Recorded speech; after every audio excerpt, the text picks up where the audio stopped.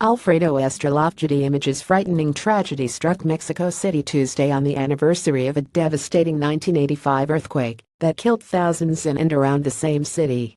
At 2:14 p.m. Eastern Time, the U.S. Geological Survey reported a powerful 7.1 magnitude earthquake with an epicenter some 100 miles away from the Mexican capital, near Puebla. And there are reports that many are still trapped inside the rubble of collapsed buildings.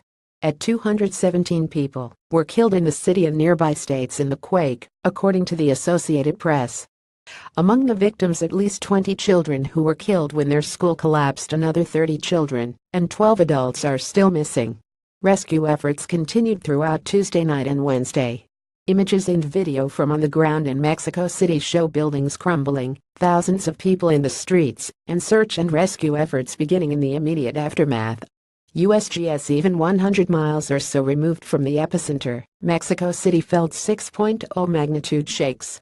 Based on the size of the quake and its proximity to a high-density population center, the USGS automated earthquake reporting system predicts fatalities in the hundreds for this event. And costs could be in the hundreds of millions.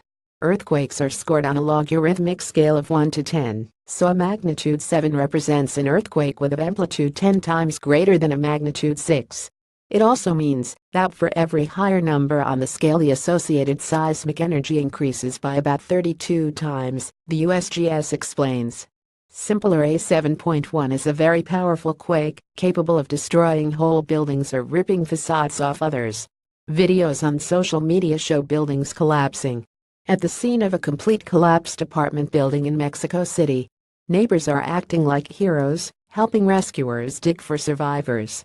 Kate Linthicum at Catalinthicum, September 19, 2017. According to the Associated Press, Mexico City Mayor Miguel Angel Mancera reported that around 20 buildings collapsed in the city and that many people may still be trapped.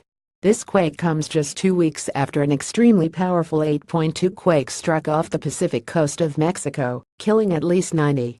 Did that event cause this quake? It's too early to say, reports volcanologist Eric Clemente in Discover magazine. There could be the chance that the previous earthquake added more stress to a fault that was close to rupture. However, it will take time to determine if this was actually the case.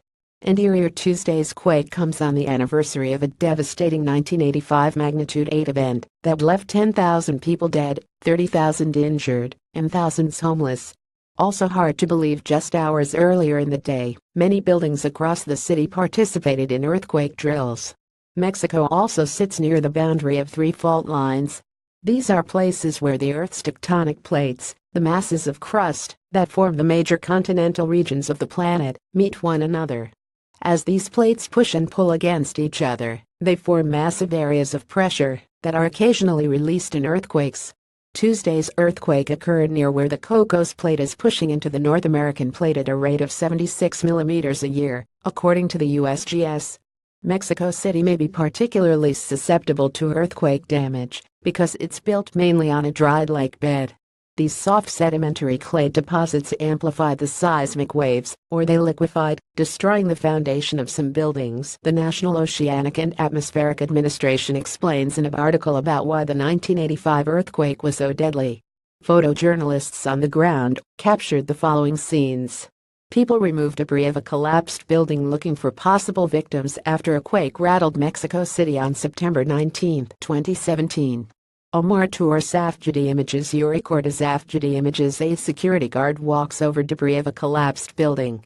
Ronaldo Scamat ALFREDO images. ALFREDO ESTRELLAAFPGetty images. Ronaldo Scamat ALFREDO images. Hector Vivas Getty images.